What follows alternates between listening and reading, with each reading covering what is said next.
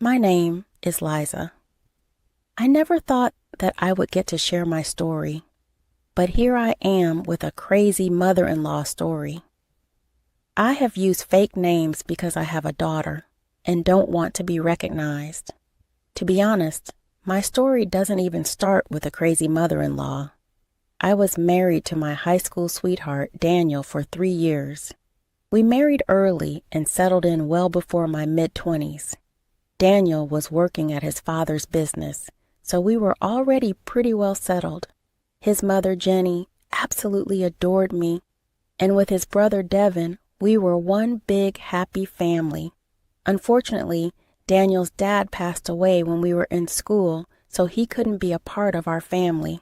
Overall, I had some amazing years with Daniel and his family. However, tragedy hit soon, and I was left with a big hole in my heart. One morning, I got a devastating call from Jenny when I was at work. She wasn't herself and said, "Liza, I have some terrible news. Daniel got into a car crash. He didn't even make it to the hospital. I'm so sorry, Liza. I don't know what to do." No, this can't happen. My whole world came crashing down. The man who I thought would be my life partner passed away too soon. I was a wreck. It was a really dark time for me and Daniel's family. What was worse was the fact that I was 5 months pregnant with our child, Lily. Honestly speaking, I still have trouble thinking about those days. Daniel may have gone, but I know he will always be a big part of my life. I gave him a part of my heart, and he took it with him when he died. Suddenly, my world changed like hell. Jenny couldn't cope well with the grief. She fixated herself on me and my pregnancy. Jenny had this weird notion that Lily was a reincarnation of Daniel. She would constantly call my unborn child her baby and try to make decisions about my body. Dealing with Jenny was hell. She always said, "You better not think about moving on, Liza. I'll never let you leave with my child. Lily is always going to be with me and Devin. I have already set up a nursery in my house. She will come live with me when she is born. Devin will be her dad. He is Daniel's brother after all." Jenny, I know you're having a hard time dealing with Daniel's death. Trust me, I'm just as bad. But you can't control me like this. This is my child, not yours. How dare you say this to me? Lily is my child. I will do everything in my power to keep her with me. Don't you dare think you can take her away. As the days passed, Jenny became extremely unhinged. We tried having multiple family discussions about her behavior. We said, "You need to stop being so obsessed with Lily. This is very unhealthy, Jenny. Mom, we are worried about you. You're acting very strangely. I think you should consider therapy. The only one you should worry about is Liza. I know this girl. She'll run away with a new man once the child is born. She'll take away Lily and raise her with someone else. Devin, you can't let her do this. She is your daughter, too." Mom, you're not making any sense. Daniel is the father of Lily. A new man will not replace him. I'm her uncle, and that's it. I will be there for her, and so will you. But ultimately, she is Liza's daughter. Jenny never listened to us. From hosting a baby shower for herself to demanding presents in the delivery room, Jenny did a lot of things. Just thinking about everything makes me have a panic attack. Devin did his best to control his mother. However, she never improved. The first serious trouble she made was just after I gave birth. She came to my room and asked to hold the baby. When I handed her my daughter, she ran for the door. Luckily, Devin was outside and stopped her with some nurses. From that moment, I knew Jenny couldn't be around my daughter, so I filed a case against her and let the cops deal with her. I was at first hesitant to get a restraining order. I wanted Lily to know her grandma, so I put some boundaries and hoped for the best. Jenny crossed all of them. She tried to take my daughter away several times. She also tried to convince and demand Devin and his girlfriend to adopt Lily. They refused because they are actually sane people. Jenny also didn't like the fact that I was seeing someone when Lily was 2. The last straw came when she tried to take her away from daycare without my permission. We found that she had planned to move to a different state. I immediately confronted her in front of Devin. "What is wrong with you, Jenny? How many times do I have to tell you that you can't see my child without my permission? Even the courts are with me on this, yet you still keep trying to take her away. Lily is my child, and she deserves to be with me. I'll keep her with me until Devin and his girlfriend get married. Then we will be a happy family. You can go have a new child with your boyfriend." "Mom, you can't say or do things like this. We have already told you that Lily belongs to Liza alone. If she marries again, Lily will have a father figure. You don't have to worry about her." "No, no, no. This is Daniel's daughter. I won't let anyone else raise her. She is mine and mine only. Liza is nothing but a womb. I will take my Lily away from this witch." By that point, I was completely done with Jenny. She never showed any improvement and instead got worse with time. Now I was actually getting worried for Lily's safety, so I decided to file a restraining order against Jenny. I knew that the restraining order would make her go mad, so before she could do any more damage, I shifted to a different country. I took a transfer and left without telling anyone the address. Only Devin knew my address because he was dependable. Jenny's behavior did have a lasting impression on me. I was always paranoid that she would take my child. The first year I moved was hell. Ultimately, I got therapy and decided to get better for my daughter. I was also developing a good connection with Carlos, who was a local resident. He was the reason I moved to the county. Carlos loved my daughter a lot, and they quickly formed a great bond, so I was sure that the relationship would work out. Jenny did find out about Carlos and tried to call. "You cheating witch! I'm sure you have been cheating on me. I will never let you live in peace. I'll bring Lily back to me. Just wait." "Jenny, I have a restraining order against you. I don't want to do this, but you have left me no choice. If you really love Lily, you should get therapy and get better for her." "Don't tell me what to do, Liza. I don't need therapy. I only want my baby Lily back. One day I will take her away from you, then all you will do is cry." That one phone call was enough to send me into a spiral again. Carlos and my therapist had a tough time soothing my fears. My paranoia skyrocketed again. My world got dark. Somehow, I managed to deal with the situation and kept all these conversations as evidence. Thankfully, with her horrible behavior, I was able to get the restraining orders renewed every time they expired. My solace was in the fact that Jenny never knew my new address. For the next few years, things went pretty well for me. I was slowly starting to cope with my mental health problems and tackled Jenny at the same time. I can't begin to tell you just how many phone numbers I had changed. When Lily was 6, I married Carlos and began my life with him. Devin and his girlfriend turned fiancé were invited, but Jenny was strictly not allowed. When Devin went home from my wedding, he did call me about Jenny. He said, "Liza, Mom found out about your wedding. I think one of your friends posted a picture and she saw it. She's not happy about this." What do I do, Devin? I'm tired of running away from Jenny. Even after years of filing a restraining order, she keeps harassing me. I'm exhausted. Stern, Liza. I'm doing my best to handle her. I think your marriage and my engagement have given her fresh ideas. I'm afraid she will do something stupid. Don't worry, Devin. I'll be on the watch. I'm not that naive girl anymore. Jenny can plan as much as she wants. I won't let her take Lily. I was adamant to protect my child. I quickly ordered high-security cameras and installed them all around the house. I also briefed Lily's school and babysitter about Jenny so that she can't cook up weird stories. Carlos was with me through it all. Years of therapy helped me deal with the situation better.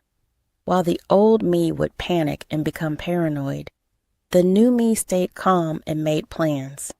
I was seriously praying to God that Jenny doesn't pull any stunts.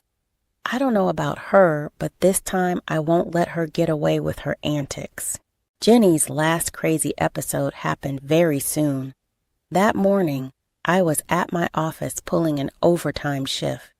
Suddenly, I was surprised by a call from Devin. To be honest, I had no idea why he would call me at work. For some reason, my stomach was in knots as I picked up the phone. Devin sounded panicked and said, "Liza, you have to listen to me. This is serious. Mom just left me a message that she's bringing back Lily. I know you will never allow that. I'm afraid she will do something stupid." What the hell, Devin? I never gave her permission to take Lily.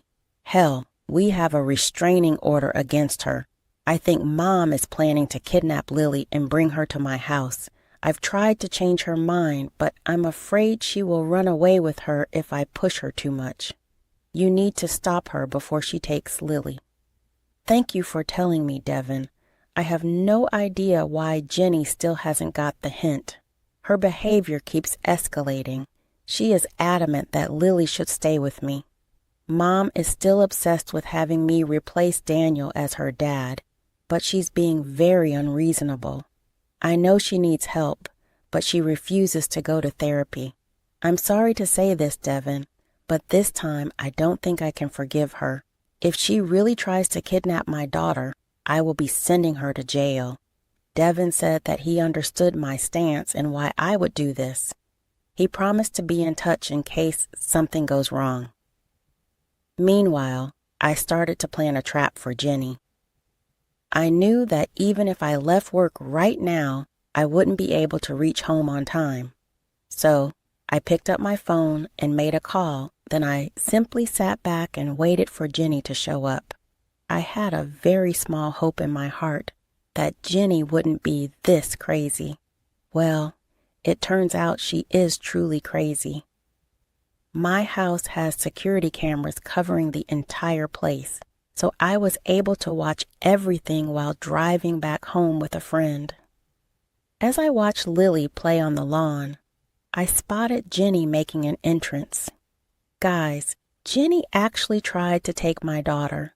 I was absolutely enraged by her behavior. Even after what happened, she wanted to ignore the court and take my child. She did it in the afternoon, knowing that I wouldn't be home. However, she didn't know one thing about my life. Carlos and I had gotten married 6 months ago, and just inside the house, Lily's new stepfather was watching everything. As soon as Jenny snatched up Lily, she cried out for Carlos. Immediately, he came and blocked the front door. Through the security camera, I could see that Jenny went completely white as a ghost. Then her jaw dropped. My daughter fought off her arms and ran straight to Carlos. There was one thing she didn't know about the new man in my life. Carlos was a police officer. To be precise, he was the sheriff of our county. Jenny just took one look at him and her jaw dropped, specifically because he was still in his police uniform. He was just back from work and spending time with my daughter before I came home. The call I made from the office was to Carlos. He is the one who picked up my daughter from school and stayed home till I came back. Jenny stupidly thought that I would leave my daughter unsupervised. Instead, she found a living and breathing cop stationed at my house. I heard them say, "What are you doing here, Jenny? I know you are Liza's mother-in-law. I'm interested to know what brings you here." "I'm here for my grandbaby. It's time she spends time with me." "Who the hell are you and where is my grandbaby?" "Well, first of all, you are not supposed to be in this house, and I also know that you don't have any visitation rights with Liza's daughter. I would suggest you tell me your intentions, since there are cameras in the house." "Who the hell are you? Why are you in this house around my granddaughter? You're not supposed to be here. I won't allow an unknown man to be near my granddaughter." "I am not an unknown man. I'm her stepfather, and I have full rights to be here. You are not supposed to be here. Since you have trespassed into my house, tried to kidnap Lily, and violated restraining orders, I have already called my mates to come and arrest you." No, you cannot arrest me. I'm not doing something wrong. My granddaughter belongs to me and Devin. I won't let Liza let a stranger raise Daniel's daughter. Only Devin is fit to be her dad. Listen to me, Jenny. You need to step away from this house right now. The cops will come and arrest you if I don't do it myself. Jenny kept arguing with Carlos while I hurried home to them. My friend from work drove me to my house while I was watching the confrontation. Carlos kept warning Jenny that she would face some serious charges if she didn't leave. Well, Jenny decided to be a martyr and continued to try and argue with him. As soon as I reached the house, Jenny started to shout at me. She said, "You witch! You intentionally married a cop so that you can take away my granddaughter. This is all your planning. I always knew you were a total witch." "Calm down, Jenny. You keep forgetting the fact that my cop husband is right in this house. Believe it or not, he will arrest you if you keep harassing us. I won't go down so easily. I'll tell everyone that you were cheating with Carlos before Daniel died. I will ruin your reputation and take Lily. Carlos, you can add harassment and slander to Jenny's list of offenses now. Looks like she won't stop." Just at that moment, the rest of the cops arrived. They came inside the house and spoke to Carlos about the situation. When Carlos and I gave our statements, Jenny threw another fit. She started to scream and cry about how unfair and selfish we were being. She said, "You are a vile woman, Liza. You want to keep me away from Lily. You have no respect for Daniel's memories. Why can't you just give Devin my granddaughter? He's the only one who should be her dad now. You have some serious audacity coming to my house and trying to take my daughter away. What makes you think I will ever allow you near her again? She is my granddaughter. I have the right to decide who raises her. The courts are wrong. I deserve to be with Lily. She deserves to be in my family. I won't let her stay with you." Jenny took that opportunity to attack me again. Yes, this crazy lady tried to assault me in front of my cop husband and friends. She was immediately restrained, and Carlos looked extremely pissed off. He spoke with his colleagues, and in a few seconds, Jenny was taken away in cuffs. She did try to fight those officers, and that made another offense on her already big criminal record. She was taken away, but not before she could throw some insanely inappropriate comments towards me and my husband.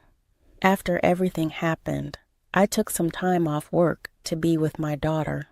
She was still traumatized by everything, especially by the way Jenny tried to grab her and run.